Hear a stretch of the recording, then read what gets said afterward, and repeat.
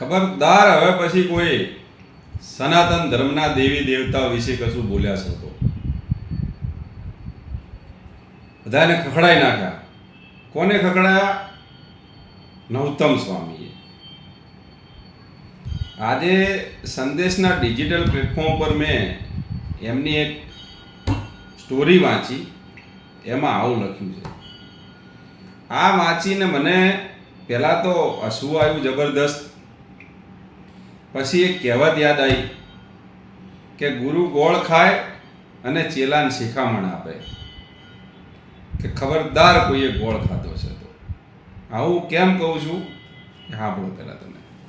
નારાયણ ભગવાન છે, એના કુળદેવ પણ હનુમાનજી મહારાજ છે. ભગવાનના જેટલા પણ અવતારો થયા, ભગવાન શ્રી રામચંદ્રજી, ભગવાન શ્રી કૃષ્ણનારાયણ, સ્વામિનારાયણ ભગવાન છે.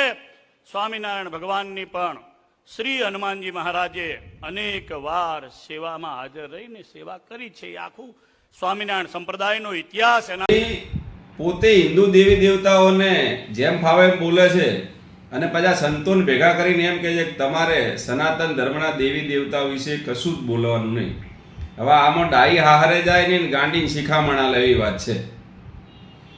આ નૌતમ સ્વામીએ સૌ પ્રથમ જ્યારે સારંગપુરનો વિવાદ થયો ત્યારે એમને જ એવું સ્ટેટમેન્ટ આપ્યું હતું કે હનુમાનજીએ અનેક વખત સ્વામિનારાયણની સેવામાં ઉપસ્થિત રહીને એમની સેવા કરી છે. હવે આ બધાને કોણ સમજાવે ભાઈ કે તમારા સહજાનંદ સ્વામીનો ઇતિહાસ 200 વર્ષ જૂનો છે અને હનુમાનજીનો ઇતિહાસ હજારો વર્ષ જૂનો છે. એ પછી પાછું એટલેથી આ ભાઈ નહીં અટક્યા. એમને તો ત્યાં સુધી કીધું કે સાળંગપુરમાં જે હનુમાનજીનું તેજ છે અને જે એમનો આમ પ્રતાપ છે એ તો ગોપાળાનંદ સ્વામીના કારણે છે. હવે આને શું કહેવું આપણે? સારંગપુરમાં હનુમાનજી મહારાજનો પ્રતાપ છે ડ્યુ ટુ સ્વામિનારાયણ ભગવાન ને ગોપાળાનંદ સ્વામીના કારણે છે. એ સિદ્ધ યોગી મૂળ અક્ષર મૂર્તિએ જે ત્રાટક કરીને જે પધરાયા છે, બધી જ શક્તિઓને એમણે હોમી છે એમાં, એને કારણે હનુમાનજી મહારાજનો day to day night 24 hours પ્રતાપ વધતો ને વધતો જાય છે. એટલે એવા હનુમાનજીનું તેજ ને ગોપાળાનંદ સ્વામીના લીધેલા હાવ દે કઈ આમ જોવાનું જ નહીં આપણે. વાત એમ છે આ બધું કેમ થાય છે આપણે એ વિચારવાનું છે. છાસવારે હિન્દુ દેવી દેવતાઓનું અપમાન કરવું એક બહુ રણનીતિનો ભાગ છે. આ એક ષડયંત્ર છે સનાતન ધર્મને ધીમે ધીમે ખતમ કરવા માટેનું. અને આપણા માટે અફસોસની વાત એ છે કે ગુજરાત એનું એપી સેન્ટર બની રહ્યું છે. તમે જો આ બધા જે લોકો બકવાસ કરે છે ને એ બધા ગુજરાતમાં જ કરે છે મોટા ભાગે. ઘડીકમાં કૃષ્ણ ભગવાનનું અપમાન કરશે એટલે આહિર સમાજ બહાર આવે, અઠવાડિયું 10 દિવસ ચાલે, પછી માફી માગી લેવાની. પછી જલારામ બાપાનું અપમાન કરવાનું એટલે ઠક્કર સમાજ બહાર આવે, અઠવાડિયું હો થાય, પછી પાછી માફી માગી લેવાની. વળી પાછું કંઈક બ્રાહ્મણો વિશે બોલે એટલે દ્વારકામાં બ્રાહ્મણો ભેગા થાય, પાછી માફી માગી લેવાની. બીજું ત્રીજું ચાલુ જ રાખે છે. આ લોકો એક પ્લાનથી ચાલે છે કે કંઈક સળી કરવાની એટલે 15 દિવસ તો આપણો વિરોધ થવાનો જ છે. એ વિરોધ થશે એ વખતે સતત સ્વામિનારાયણ સંપ્રદાયનું ચાલશે. એટલે આ લોકો બહુ પ્લાનિંગથી નેગેટિવ પબ્લિસિટી કરીને એમનો પ્રચાર કરી રહ્યા છે. આ બધું જ બંધ થઈ શકતું હતું. આની શરૂઆત પણ સરસ થઈ હતી. જ્યારે સાળંગપુરનો વિવાદ થયો અને ત્યાં ભીંતચિત્રો હટાવ્યા ને એ પછી અહીંયા અમદાવાદના સરખેજમાં લંબેનારાયણ આશ્રમ છે, ત્યાં ઋષિ ભારતીની અધ્યક્ષતામાં એક સંત સભાનું આયોજન થયું હતું. અને એ વખતે 13 મુદ્દાનો કાર્યક્રમ હતો. અને આપને કદાચ ખ્યાલ હશે જ એ વાતનો.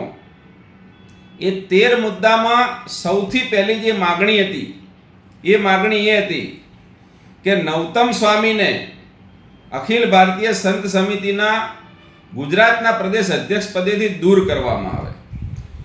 અને એ સભામાં એટલી તાકાત હતી કે 10:30 વાગે સભા ચાલુ થઈ હતી અને લગભગ 12 વાગે હરિદ્વારની અંદર અખિલ ભારતીય સંત સભાની રાષ્ટ્રીય કારોબારીની બેઠક થઈ અને તાત્કાલિક નવતમ સ્વામીને અખિલ ભારતીય સંત સમિતિના ગુજરાતના પ્રદેશ અધ્યક્ષ પદેથી તાત્કાલિક હટાવી દેવામાં આવ્યા.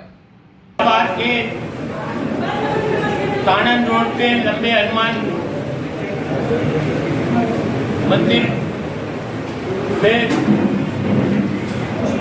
जहाँ सब एकत्रित हुए हैं और संतगढ़ सनातन धर्म के संतगढ़ ने तय किया कि पहले तो स्वामीनारायण संप्रदाय का हर तरफ से हर संत और हर सनातनी विरोध करे. सबने उसका स्वीकार किया.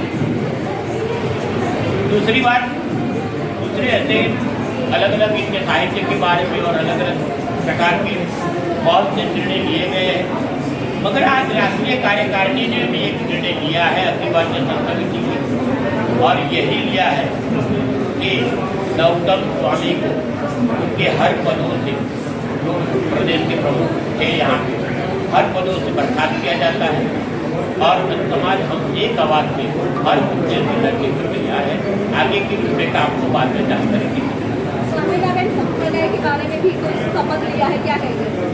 शपथ लिया है स्वामीनारायण के बारे वही शपथ किए हैं, इनका बहिष्कार किया जाएगा हर तरीके को. न इनके बुलावे पे जाएंगे, न इनके उनको आमंत्रण देंगे, न इनका आमंत्रण स्वीकारा जाएगा.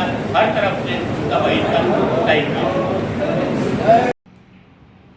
એ સંત સભાની સફળતા હતી.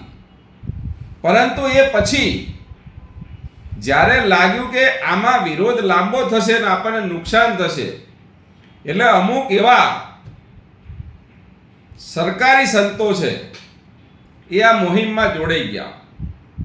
પછી લીંબડીમાં બહુ મોટું સંમેલન કર્યું, તોડી નાખું, ફોડી નાખું, આમ કરી નાખીએ, તેમ કરી નાખી, એમ વાતો કરી.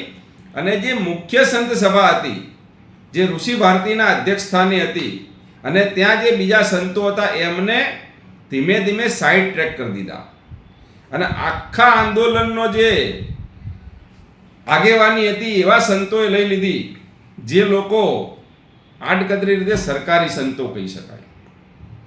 એ પછી આ લોકોએ જુનાગઢની અંદર સભા કરી અને જુનાગઢની સભામાં તો જાણે કે સરેન્ડર થઈ ગયા હોય એવી ભાષામાં વાત કરીને તમામ જે સંતો હતા, જે મુખ્ય સંતો છે, જેમના કારણે આખું આંદોલન જબરદસ્ત થયું હતું, ભવિષ્યમાં લોકો સનાતન ધર્મના દેવી દેવતાઓનું નામ લેતા 7 વાર વિચાર કરે એવી પરિસ્થિતિ પેદા થાય એવી હતી, એ તમામ સંતોને સાઇડલાઇન કરી અને ત્યાં એવા સંતો ગોઠવાઈ ગયા કે જે લોકો ગમે તે કરીને સ્વામિનારાયણના આવા બકવાસ વાતો કરતા સંતોને બચાવવા માંગતા હોય.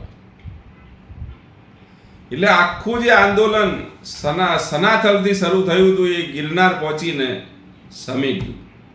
એ પછી પણ આ સ્વામિનારાયણના જે સંતો છે, જે સ્વામીઓએ જે કહેતા હોય એ હજી સુધી સુધર્યા નથી. હજી દર 2 મહિને 1.5 મહિને એમનો બકવાસ ચાલુ છે ને ચાલુ જ રહેવાનું છે. કેમ કે એમને ફાવતું જડી ગયું છે. અહીંયા એમને ખબર છે કે આવું બોલવાનું, 15 દિવસ પછી ઓબાળો થાય એટલે માફી માગી લેવાની. એટલે આ બાબતે જો ખરેખર જે સંત સભા ઋષિ ભારતીના આગેવાનીમાં થઈ હતી એ સંત સભા ફરીથી ચાલુ થાય અને એમને જો આગેવાની આપવામાં આવે, અને એ વખતે જે જ્યોતિર્નાથ બાપુ હતા, જમનાદાસ બાપુ હતા, બીજા સામાજિક આગેવાનો, તો આ બધાને જો સાથે રાખીને ફરીથી આ મોહિમ શરૂ થાય ને તો આ બધા જ નાટકો તાત્કાલિક બંધ થઈ શકે એમ છે. આશા રાખીએ કે ફરીથી આ બાબતે મોહિમ શરૂ થાય અને આ લોકો કંઈક સુધરે.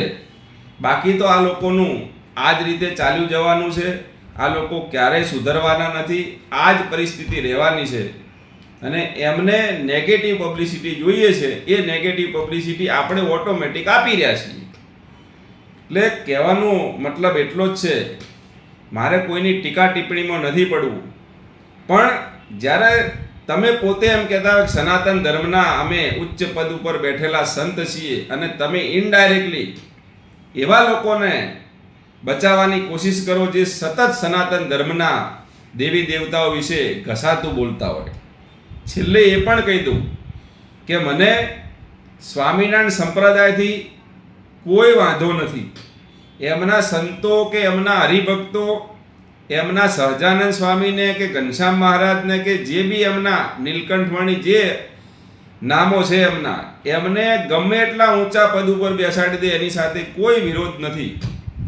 એ એમને જ્યાં બેસાડવા બેસાડે. વાત એટલી છે કે એમની જે મહાન ગાથાઓ છે એ ગાથા ગાતા ગાતા એ લોકો જે સનાતન ધર્મના દેવી દેવતાઓને નીચા દેખાડવાની કોશિશ કરે છે એવા પુસ્તકો એમને બહાર પાડ્યા છે. આ બધું બંધ કરે એવું જ આપણું કહેવું છે. અને આ માટે આગેવાની એવા સંતો લે કે જે ખરેખર લડી શકે, તો જ આમાં પરિણામ આવશે. બાકી તો દર 15-20 દિવસે આવું થયા કરશે, લોકો ભેગા થશે અને માફીનું નાટક ચાલશે અને સતત આ રીતે સનાતન ધર્મના દેવી દેવતાઓનું અપમાન થતું રહેશે. આભાર.